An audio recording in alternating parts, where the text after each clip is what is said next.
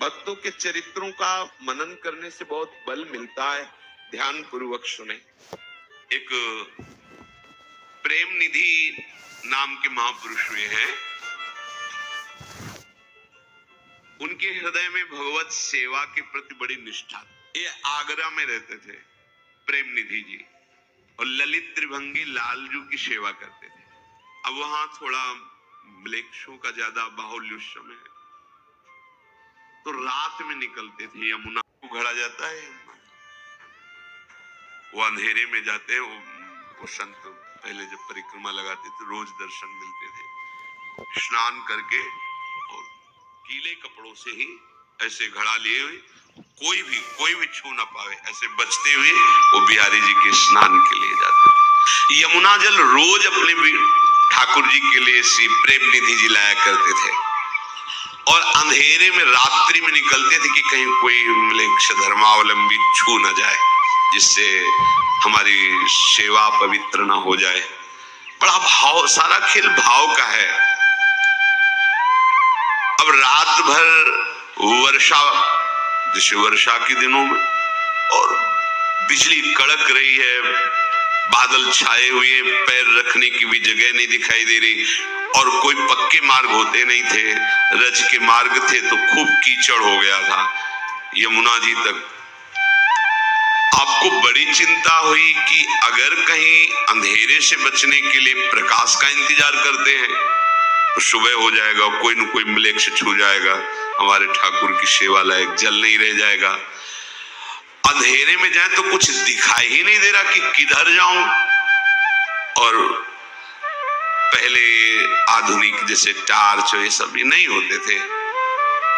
कभी प्रकाश की कहीं विशेष व्यवस्था हुई और सुविधा हुई तो मशाल आदि जला, और टार्च हो, लालटेन, ये सब व्यवस्थाएं नहीं थी। कीचड़ में फंस गया तो फिर गिर पड़ूंगा और जल भी गिर जाएगा, तो कैसे सेवा बने। अब हमारे पास प्रकाश की कोई व्यवस्था तो है नहीं, पर कुछ भी हो ठाकुर जी के लिए जल तो लाएंगे। हम सेवा में त्रुटि नहीं होने देंगे कि प्रकाश का इंतजार करके जाए और कोई छू जाए, तो ऐसा नहीं। आप बाहर निकले दरवाजे के, हिम्मत की, अब कुछ भी हो, समय हो रहा है। हमने संतों को देखा है, जैसे शैनपुर में रहते थे, संतों को देखा कि अगर वो 2 बजे उठते हैं तो स्वास्थ्य ठीक ना हो तो बात नहीं तो ठीक 2 बजे वो लघु शंका के लिए निकले, बाहर आसन में बैठे, ठीक 4 बजे गंगा जी में खड़े हो गए। मतलब सालों की दिनचर्या, 1 मिनट की दिनचर्या में फर्क नहीं। गुरुदेव भगवान की जो दिनचर्या है, 10 वर्ष तो नजदीक रह करके कृपा की उन्होंने, एक दिनचर्या है, 12 महीना एक दिनचर्या है। आप अभी देखो, घड़ी मिला के देख लीजिए, एक दिनचर्या है। हम लोगों का कभी ऐसा कभी ऐसा कभी नहीं। साधु का एक नियम होता है, उपासक का एक नियम होता है, भक्ति की एक दिनचर्या होती है। किसी दिन अष्टपहर सेवा, किसी दिन द्रोपहर सेवा, किसी 2 दिन सेवा नहीं, ऐसा नहीं। किसी दिन 20 माला, किसी दिन 50 माला, किसी दिन 1 भी माला नहीं, 5-5 दिन नहीं, ऐसे नहीं। भजन ऐसे सिद्ध नहीं होता, भगवत साक्षात्कार ऐसे नहीं होता। अब बाहर निकले, घोर अंधकार, बिजली कड़क रही है, वर्षा हुई है, सब कीचड़मयी भूमि, अंधेरा, दिखाई नहीं दे रहा किधर जाऊं। दरवाजे के बाहर निकले तो रास्ते में देखा एक मशाल लिए हुए 14-15 वर्ष का बालक खड़ा हुआ है, लाल रंग की पाग बांधे, लाल रंग पाग जाल बांधी अनुराग तापे, जोरदार तुर्रा रुरे बनक विशाल है, झंगा झूमदार झल झल के फेटा, जूती जरद लपेटा गरे, गिरे गुंज माल है, चमकत है चूरा चारू, चंचला से चोहू कौंद, ऊंचो कियो बाहोता में अमल मशाल है, मंद मंद बाल आगे आगे चलो जात लोल भक्त प्रणत पाल करी करत निहाल है। देखा कि दरवाजे के कुछ कदम आगे एक बालक खड़ा है, उसकी बाजू बंद आदि प्रकाशित हो रहे, लाल पाग है, कुंडल है, गुंजा की माला है और नीचे पीतांबर की फेट बांधे हुए ऐसे मशाल लिए। बोले नहीं, देखे नहीं, प्रेम निधि की तरफ और 10 कदम आगे ही चल रहे जिससे प्रकाश मिलता जाए। प्रेम निधि ने समझा कि बालक भी कहीं जा रहा होगा, चलो प्रकाश तो मिल गया कुछ कदम के लिए। जैसे जैसे वो आगे बढ़ रहे हैं वैसे वैसे वो प्रकाश ले आगे चल रहे हैं। शायद अब ये मुड़ जाए अपने घर की तरफ, पर वो तो बराबर आगे ही बढ़ते जा रहे हैं। आप ये सोचते जा रहे थे कि मेरे मन की बात जानकर कौन ऐसी व्यवस्था कर सकता है। यमुना किनारे तक मशाल लिए हुए वो बालक चला। यमुना के तट पर आते ही मशाल रख करके यमुना जी में हाथ पैर धोया, आचमन कर, अच्छा तो ये भी यमुना का उगाहन करने आया होगा ऐसा सोचा। तो यमुना जी को प्रणाम करके फिर उस बालक को देखो, बालक ही नहीं। प्रेम निधि को आश्चर्य हुआ कि इतनी जल्दी तो कोई जा नहीं सकता,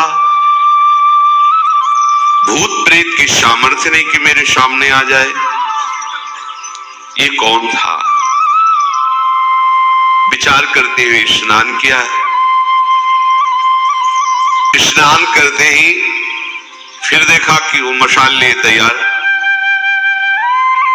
मन में आया कि पूछो तू कौन है, पर हिम्मत नहीं पड़ी। शांत गंभीर मुद्रा,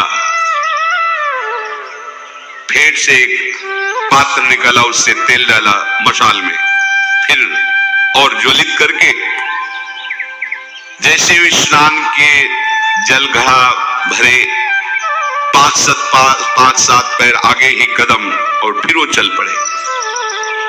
इन्हें आश्चर्य हुआ कि यदि केवल यमुना आचमन करने आया था तो पहले चले जाना चाहिए था, ये हमारा इंतजार क्यों कर रहा था।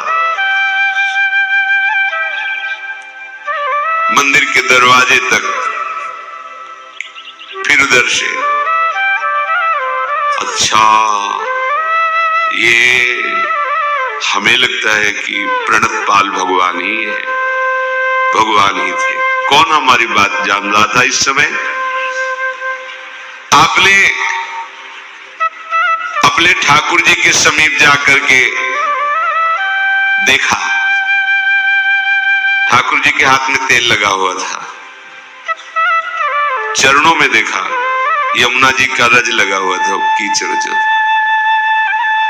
बस लिपट करके रोने लगे ठाकुर जी से।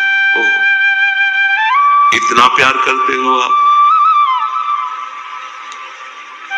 भगवान बोले कि देखो तुम मेरी अनेक प्रकार से सेवा करते हो, मैं ताकता रहता हूं कि कब तुम्हारी सेवा करने का अवसर मिले। मेरे प्रभु का स्वभाव देख लीजिए, ठाकुर जी से लिपट के रो रहे तो ठाकुर जी उनसे लिपट के रो रहे हैं। ये प्यार किसको मिलता है? भक्तों को मिलता है जो प्रभु से प्रेम करते। ये मूढ़ लोग नहीं जानते प्रभु को।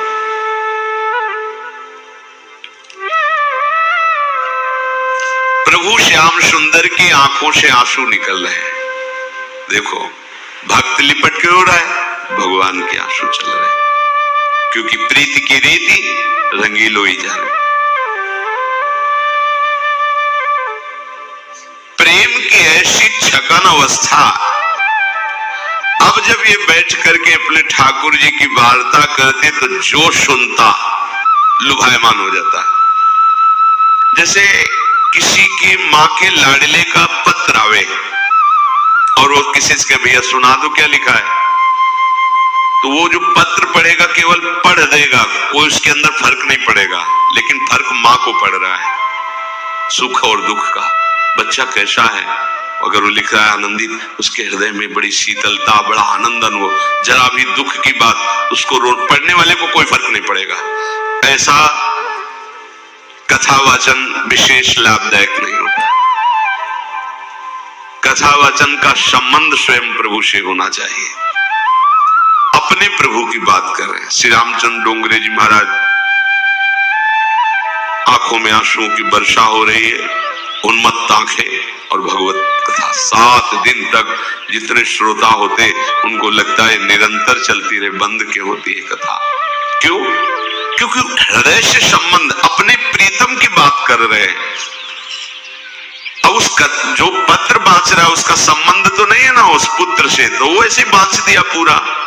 लेकिन उस माँ जिसका संबंध एक एक शब्द सुन रही है, उसका प्रभाव पड़ रहा है, हाँ सुखी है, हाँ अच्छा है, भगवान ऐसी कृपा करते हैं उसका हृदय से।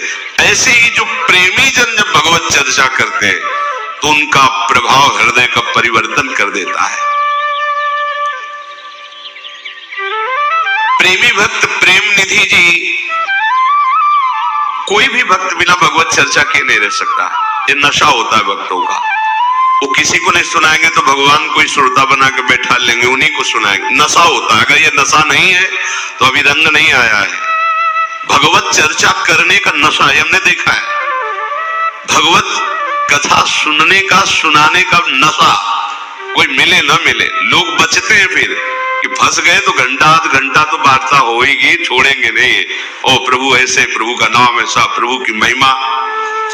जब ये कथा कहते तो श्रोताओं को ऐसा लगता कि मेरा मन उसी में डूब रहा है, उसी लीला में डूब रहा है, प्रभु के रूप में डूब रहा है। सब भाव में भर जाते तो बड़ी भीड़ इकट्ठा होने लगी। तो जो दुष्ट लोग होते हैं ये बहुत गरिष्ठ पदार्थ है कथा। एसिडिटी हो जाती, जिनके लीवर कमजोर होते हैं, खट्टी डकारे, एसिडिटी, हजम नहीं, छाती में जलन। ऐसे जब ये यश कीर्ति बढ़ती तो बहुतों को एसिडिटी हो जाती है, छाती में जलन होने लगती है। अब उस छाती की जलन को बुझाने के लिए कथावाचक और कथा की भीड़ को हटाने के लिए हर उपाय करते हैं। उनको ये पता नहीं कि भगवान का महामंगल मोद में पावन चरित्र, उनकी महिमा, उनके सिद्धांतों का वर्णन जगत मंगल के लिए होता है। इसमें विघ्न डालने का मतलब लाखों जीवों के सतमार्ग पर विघ्न डालना, तो तुम्हारी दुर्दशा क्या होगी। एक वैष्णव को विघ्न डाल दो तो तुम्हें नरक मिलेगा। फिर लाखों लोग जिनकी बातों से मंगलमय प्रभु की स्मृति में डूबना चाहते हैं, उनमें विघ्न पड़ जाएगा तो तुम्हारे पुरखे भी जो होंगे ना पितर, वो भी नरक चले जाएंगे। ईर्ष्यावश कुछ लोगों ने संगोष्ठी बनाई। अब कौन सा पॉइंट रखा जाए, जैसे अपने लोग सोचते हैं ना, अब कौन सा पॉइंट रखा जाए जिससे इनकी भजन में रुचि हो, ऐसे अब कौन सा पॉइंट रखा जाए जिससे इनके भजन में बाधा हो। तो बादशाह के पास 20-25 लोग मिलके गए और उन्होंने कहा कि देखो हम शास्त्रों का रहस्य जानते हैं और आप यहाँ के बादशाह हैं, अब आपके राज्य में दुर्भिक्ष पैदा हो जाएगा, महामारी पैदा हो जाएगी क्योंकि बड़ा धर्म हो रहा है। तो म्लेच्छ बादशाह, जरा क्या धर्म हो रहा है? बोले जो प्रेम निधि है ना, हाल में बैठाल करके बहुत सी स्त्रियों के साथ दूषित बर्ताव करते हो, घंटों दरवाजा बंद रहता है और जहां ऐसा कुछ होता है वहां सब महापाप होता है। बादशाह को ऐसा भड़काया कि क्रोध से युक्त हो गया। उसने तुरंत अपने सैनिकों को आज्ञा दी, जाओ और प्रेम निधि को जैसी भी स्थिति में तुरंत पकड़ के यहां लाओ। महाप्रभु चैतन्य देव जी जब श्रीवास के घर में कीर्तन करते तो दरवाजा बंद कर देते थे, क्योंकि बहिर्मुख लोग पुरुष एकाग्रता पूर्वक रसमय कीर्तन या रसमय कथा में विघ्न पहुंचाते हैं। अरे थोड़ी थोड़ी देर में उठ के चलने लगो, बातचीत इधर उधर, कुन्न फोन आदि, तो विघ्न पड़ता है। ये दरवाजा बंद कर दिया।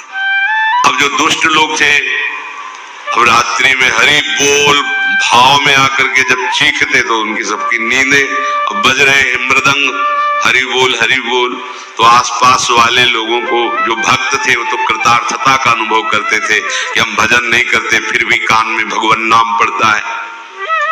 नहीं तो लोगों को जलन होती है, सोने ही नहीं देते, मजीरा और मृदंग और नाम कीर्तन बोलते ही रहते हैं।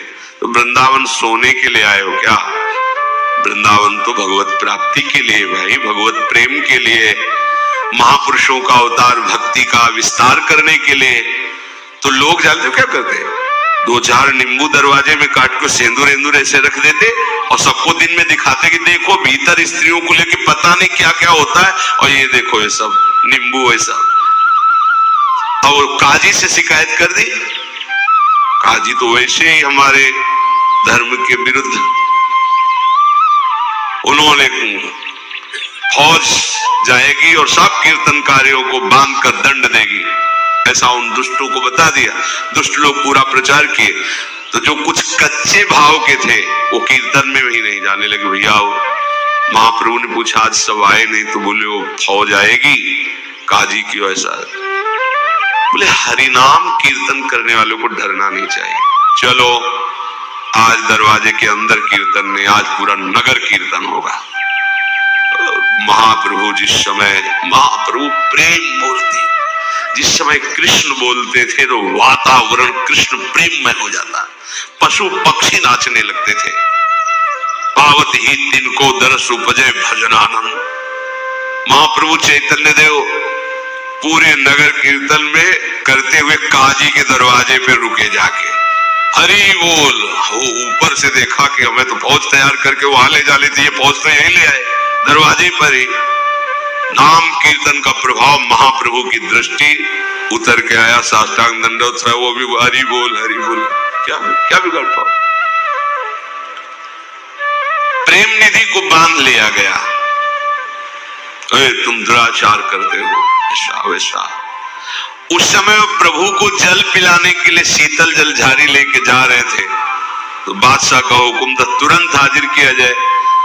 तो कठोर आज्ञा के कारण उनको बांध लिया गया। तो ऐसे जल झारी भगवान की तरफ ले जा रहे थे, छिन गई, उनको बादशाह के सामने पहुंचाया गया। बादशाह ने पूछा ये क्या करते हो तुम? स्त्रियों को बुलाकर सबको इकट्ठा करके गंदे आचरण करते हो।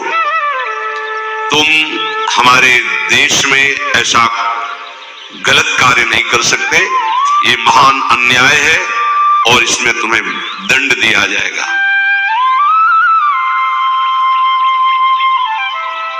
तो कहा प्रभु मेरे द्वारा कोई अपराध हो रहा है, आपको सूचना मिली है, पर मुझे पता नहीं, मेरे द्वारा अपराध हो रहा मेरे को पता नहीं। हम तो अपने प्यारे की चर्चा करते हैं और सब प्यारे के ही बच्चे, चाहे स्त्री हो चाहे पुरुष हो, सब बैठ करके सुनते हैं। प्रेम निधि जी की प्रतिष्ठा को देखकर दुष्टों ने बादशाह को ऐसा भर दिया था कि इनकी प्रार्थना का कोई प्रभाव नहीं हुआ। प्रेम निधि जी भगवत चर्चा के प्रभाव से स्वयं की ऐसी स्थिति और बहुत से ऐसे भक्तों की स्थिति थी जो भगवदाकार थी, इनको और कोई कष्ट नहीं था, बस मन में एक कष्ट था कि हमारे ठाकुर जी प्यासे बैठे हैं, जल पिलाना था और ये हमें पकड़वा मंगाया। बादशाह ने कहा कि ठीक है, तुम्हारी बात जो तुम कहते हो, हम केवल कथा कहते, भगवत चर्चा करते, नाम कीर्तन करते, लेकिन तुम्हारे ही नगर के लोगों ने तुम्हारी चाल को देखा है। अब तुमको हम बख्शेंगे नहीं, तुम्हें दंड देंगे, जाओ इनको तन्हाई में बंद कर दो, कठोर सजा। और जब तक हम पूरा सही निर्णय नहीं कर लेंगे जांच, तब तक इनको दंड दिया जाए। और उनको हथकड़ी बेड़ी डाल करके, तो ऐसा होता है। कबीरदास जी का जब यश हुआ तो काशी के जो विद्वान जन थे, पता नहीं होता कि ईर्ष्या एक कितना बड़ा रोग है, इसलिए महापुरुषों ने कहा कंचन तजना सहज है, सहज तिया का ने मान बढ़ाई, ईर्ष्या दुर्लभ तजना है। ऐसे महान भक्त कबीरदास जी की मां को अपने पक्ष में कर लिया। उनसे कहा देखो तुम समझती हो ना, ये राम राम कह करके और भक्तों में सब लुटाता रहता है, तुम तो समझती हो ना, ओ भोली भाली, अगर आप हमारा साथ देंगे तो तुम्हारा पुत्र तुम्हारा हो जाएगा। अभी तो सब कैसे सा? बस बादशाह के सामने जो हम कहते जाए तुम ऐसे सर हिला देना, हाँ बस। वो बादशाह मलिक से धर्मावलंबी, तो उसके पास जाके कहा इनकी माँ से पूछ लो। क्यों माता जी? तो उनका हाँ।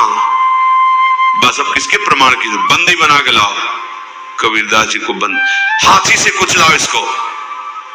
अब हाथ ऐसे बांध दिए गए, सर ऐसे नीचे झुकाए, मत वाले हाथी से कुचल। जो कुचलने के लिए बबर शेर मानो बैठा है, चीख कर हाथी वापस आता। आग पे डालो, जैसे प्रहलाद जी को ऐसे भक्तराज कबीरदास जी को भी आग। ये इनाम मिलता है भक्तों को, डरना नहीं।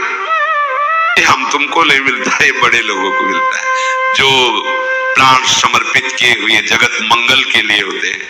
उन भक्तों के जीवन में ऐसा, अपने लोग तो बहुत छोटी चिंगारी है, इनमें क्या होना है। जो चाचल्यमान जिनकी भक्ति, जिनके प्रताप से प्रांत के प्रांत भगवत भक्ति में मगन हो जाते हैं, ये माया उन पर विशेष आक्रमण करती कि हमारा प्रभाव शून्य करने वाला ये है, तो इसका प्रभाव हम शून्य करेंगे। पर ऐसा नहीं होता। अग्नि चंदन की तरह शीतल हो गई। जब बादशाह ने प्रभाव देखा तो चरणों में गिरे। हमें लगता है विपरीतता भक्तों के जीवन में भक्तों का यश प्रकट करने के लिए आती है। ये जो भगवत विरोधी जन होते हैं, ये डंडे का काम करते हैं।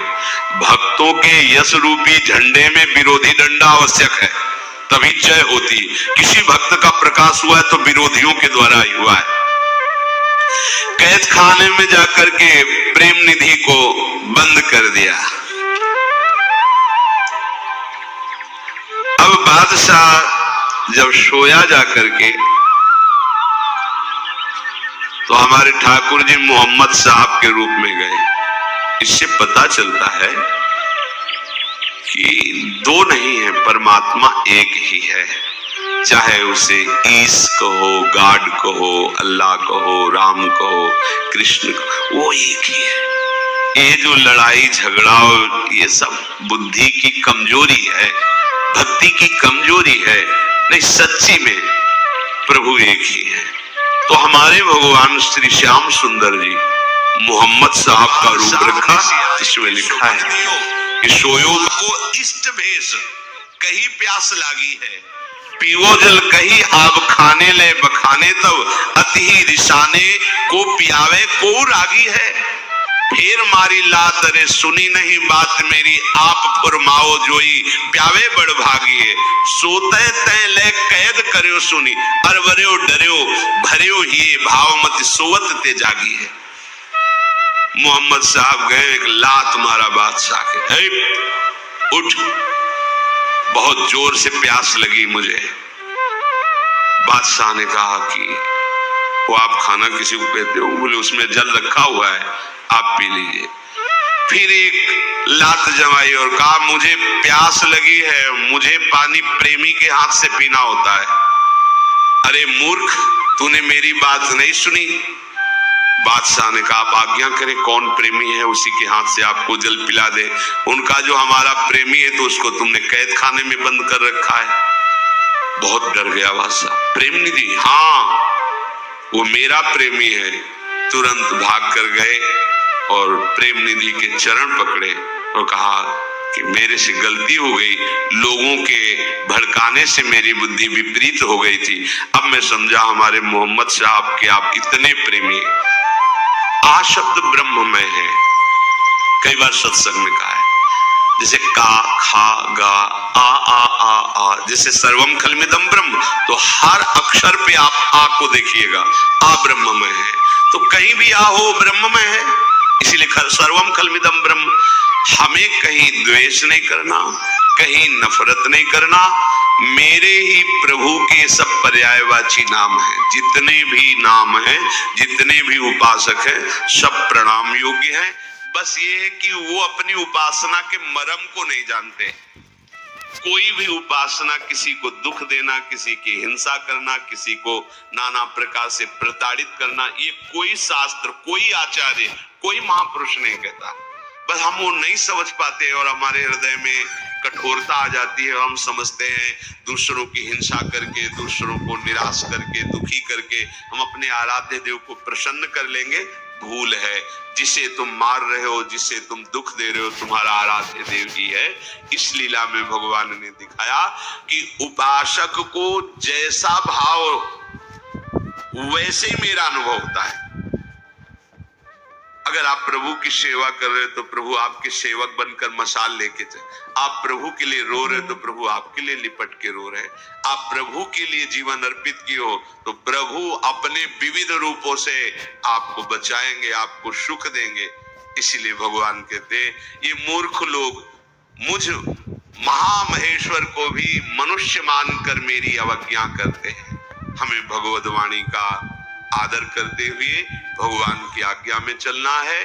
मन वचन कर्म से ऐसी चेष्टा करनी है कि इसी जन्म में हमें लाडले प्रियालाल के दर्शन हो जाए, हमारा जन्म मरण चक्र रुक जाए, हम प्रभु के धाम के नित्य निरंतर वासी हो, श्यामा श्याम की श्रीअंग सेवा का हमें अधिकार मिले। और ये मिलेगा क्योंकि इसीलिए प्रभु ने हमें सौभाग्य दिया है। खूब भजन करो, गंदी बातें सुनो मत, गंदे आचरण करो मत, गंदा भोजन मत करो, गंदे व्यक्तियों का संग मत करो और नाम जप करो तो इसी जन्म में भगवत प्राप्ति हो जाएगी। श्री राधा